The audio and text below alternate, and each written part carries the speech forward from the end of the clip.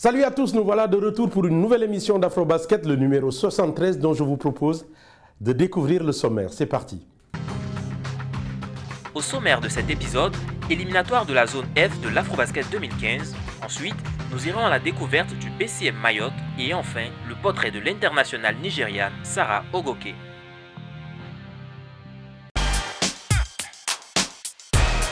Et nous débutions ce numéro par les éliminatoires de la zone F avec le Cameroun, la RDC, le Congo et la Guinée équatoriale. Des éliminatoires qualificatifs pour l'Afrobasket 2015 en Tunisie et les Jeux africains au Congo. Ce sont finalement deux équipes qui ont disputé en aller et retour les éliminatoires de la zone F de l'Afrobasket. Après un début de match difficile et mené 8-0, les Lions indomptables du basket en blanc vont se ressaisir et revenir au score en remportant le premier quart-temps 20-19. Les deux équipes sont très proches en début de seconde période avec une égalité parfaite 24-24 après 3 minutes de jeu. En procédant par contre-attaque, les Congolais prennent un avantage de 3 points, 30-27 à la mi-deuxième période. Poussés par des comités de supporters, les Lions, sans doute pris par la pression, sont menés à la pause de 6 points, 42-36. La troisième période sonne le réveil des Lions, qui grâce à des tirs extérieurs reviennent dans la partie et mènent rapidement en début de période, 48-46 à la fin du quart-temps. Le Cameroun mène alors 64-59. Les débuts de quart sont toujours des moments forts pour l'équipe camerounaise qui entame la dernière période sur des chapeaux de roue en menant de 8 points, 68-60. Finalement, le Cameroun s'impose 81-69. Comme lors du match aller, les Lions, ici en vert, ont du mal à entrer dans la partie car 4 minutes de jeu dans la première période, ils sont menés 12-0. Mais grâce à des paniers importants d'Essengue, 6 points, le Cameroun marque ses premiers points et revient à 7 points, 11-18. À la fin de la première période, le score est de 24-16 pour les Congolais. En deuxième période, les Lions sont plus efficaces car plus adroits, ils reviennent dans le match à 3 points de leur adversaire, 30-33. Les deux équipes sont à égalité, 34-34 à 10 secondes de la pause. Mais finalement, c'est le Congo qui vire en tête 37-36. Mais sur une perte de balle du capitaine Morlende, les Lions passent devant 38-37. Nous sommes en début de troisième période. Après plusieurs égalités, 39-39, 41-41, les Lions prennent l'avantage de 7 points, 50-43 et mènent à la fin de la troisième période de 10 points, 63-53. Le dernier quart-temps est disputé et même si le Cameroun mène de 79-68 à 1 minute de la fin du quart-temps, le Congo, réduit à 8 durant les deux matchs, a fait jeu égal avec son adversaire. Résultat final, 80-68. Le Cameroun se qualifie pour les Jeux africains et l'Afrobasket Tunisie 2015. Les joueurs qui composent cette équipe, c'est de bons joueurs de basket, je ne vais pas vous l'apprendre. Donc nous, dans la mesure dans laquelle on est, pour les battre, il faut qu'on soit plus qu'à 100%. Il faut qu'on soit à 200%. Voilà l'état actuel de la confrontation, elle est celle-ci. Parce qu'on sait que l'équipe du Cameroun, c'est certainement sur le continent l'une des 2 ou 3 meilleures équipes.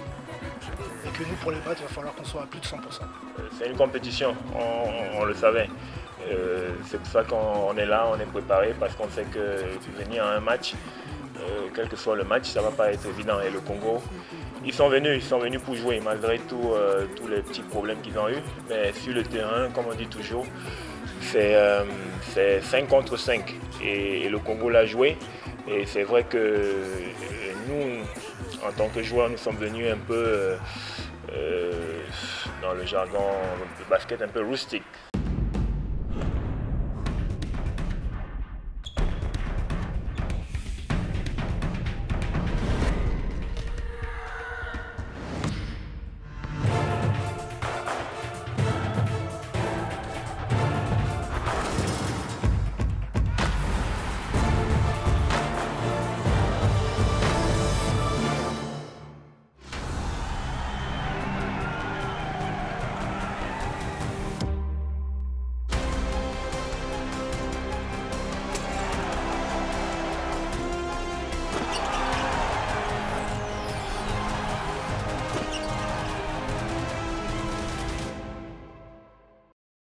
Lors du dernier championnat d'Afrique des clubs champions masculins qui s'est déroulé à Tunis, une équipe New Look a fait son apparition parmi la crème du basketball africain. Il s'agit du Basket Club de Mayotte.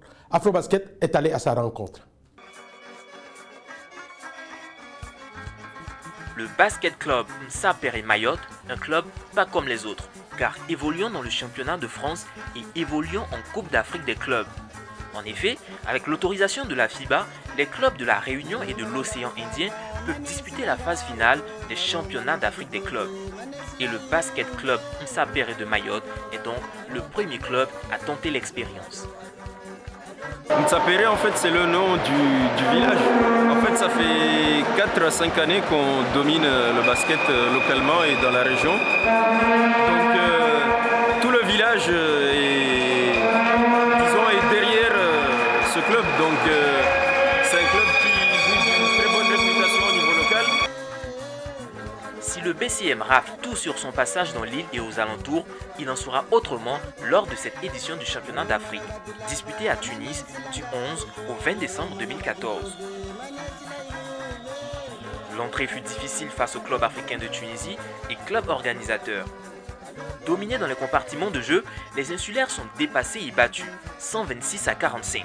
Mais nullement abattus, ils sont défaits face aux futurs vainqueurs, 89-56. Ensuite, défaite face au club égyptien du Sporting, 75-62. Enfin, face au club équato-guinéen de Malabo King, 65-53. Mais à chaque sortie, Mayotte s'est amélioré. On connaît le niveau, donc on est venu là pour voir comment ça se passe, pour emmagasiner le maximum d'expérience, surtout pour notre championnat. Ici, on se faisait pas d'illusions. Tout d'abord, il faut savoir que c'est un peu exceptionnel qu'on soit ici. Je veux dire, on vient de très très loin, on vient d'une petite île perdue dans l'océan Indien. On a gagné tous ces matchs pour venir jusqu'ici. Personne ne pensait qu'on allait le faire, mais on est quand même venu. On savait que ça allait être très très difficile. On est notre premier match contre le club africain, on s'est pris 80 points dans les dents. Le sort s'en est mêlé. Malabo King, ayant aligné des joueurs non éligibles, a été sanctionné. Mayotte est donc qualifié pour la première fois de son histoire en quart de finale. Mais l'histoire de ce club bien sympathique s'arrête après une défaite face à Rades, 106 à 76. On a appris pas mal de choses. C'est que le défi physique ici est très important au niveau du gabarit. Et ça, c'est ce qui nous manque vraiment localement. On a des joueurs qui sont petits, donc on est habitué à un jeu beaucoup plus rapide et un jeu basé sur l'adresse. Donc ici, ça a été beaucoup plus dur puisque le défi physique a été très important. D'ailleurs, on n'est pas habitué à jouer autant de matchs en si peu de temps. Donc là, je pense que les organismes sont en train de souffrir. Mais nul doute que fort de ces deux renforts suisses, Vladimir Bouskaglia et Olivier Vogt, nous reverrons bientôt BCM Mayotte. Je pense qu'on va beaucoup apprendre. Cette équipe, dernièrement, n'a pas eu l'habitude de perdre de match, puisqu'elle a dominé tous ces derniers temps.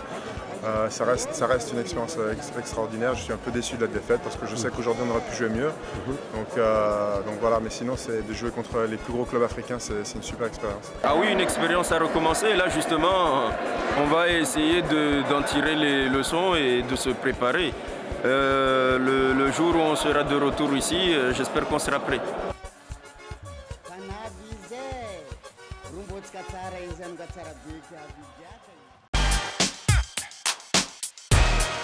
Battue par 2 fois en finale de la Coupe d'Afrique des clubs champions dames, l'équipe angolaise du 1er de agosto s'est renforcée avec une pointure de choix. Il s'agit de la Nigériane Sarah Oguke. Afrobasket vous la présente. Hi guys, my name is Sarah Oguke, point guard for the Nigerian senior women's basketball team, and I love Afrobasket.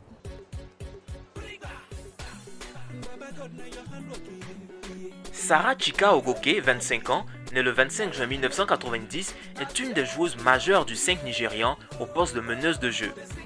Lors du dernier Afrobasket à Maputo au Mozambique, elle avait marqué 84 points, réussi 22 rebonds et avait surtout marqué les esprits par la qualité de ses tirs à 2 points avec un pourcentage durant le tournoi de 81,48%. Mais Sarachika Ogoke, ce n'est pas seulement l'équipe nationale, les D-Tigers. C'est aussi le club de First Bank, avec, lors du dernier championnat d'Afrique des clubs, ASFAX, des statistiques intéressantes avec 66 points marqués, 45 rebonds et toujours aussi à droite au tir à 2 points, 34,88%. C'est donc naturellement que l'un des meilleurs clubs africains, le Primeiro de Agosto d'Angola, lui a fait les yeux doux pour rejoindre son effectif. Vous savez, Primeiro de Agosto est une très grande équipe, même comme elle rate toujours de peu la première place, et je pense que le rendez-vous est pris pour être leader. Étudiante en biologie où la rigueur est de mise, Sarah Ogoke a puisé dans cette habitude pour l'appliquer au basket. I study biology and I'm a very hard worker when it comes to, reading my book, studying and preparing for tests. You could almost call me a nerd. Je suis une étudiante en biologie et cela me demande énormément de travail et d'exigence. Ceci me permet d'avoir une rigueur jusqu'à dans mon jeu. Tout ce que je fais tourne autour si je veux atteindre mes objectifs. Anything and everything to get to it, and I'll do whatever it takes to make sure that I achieve my goal. Côté angolais, on ne peut qu'être satisfait de la nouvelle recrue. Une équipe du Primeiro de Agosto, toujours à la recherche du titre continental après 2 essais infructueux face à la sœur ennemie, l'Interclubé d'Angola. Sarah apportera sans conteste son expérience, son adresse et surtout sa précision dans les passes décisives où elle excelle. 20 assists lors du dernier championnat d'Afrique des clubs ASFAX. Une recrue de choix qui pourrait faire pencher la balance et permettre enfin au Primeiro de Agosto d'imiter les garçons auteurs d'une dizaine de titres sur le continent.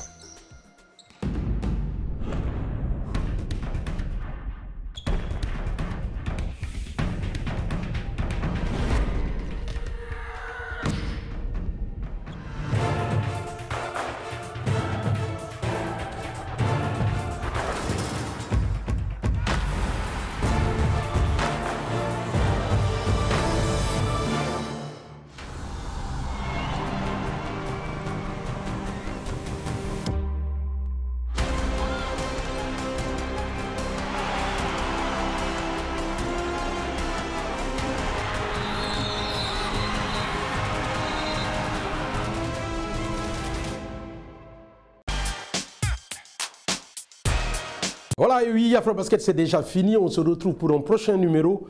Restez pour la suite de notre programme.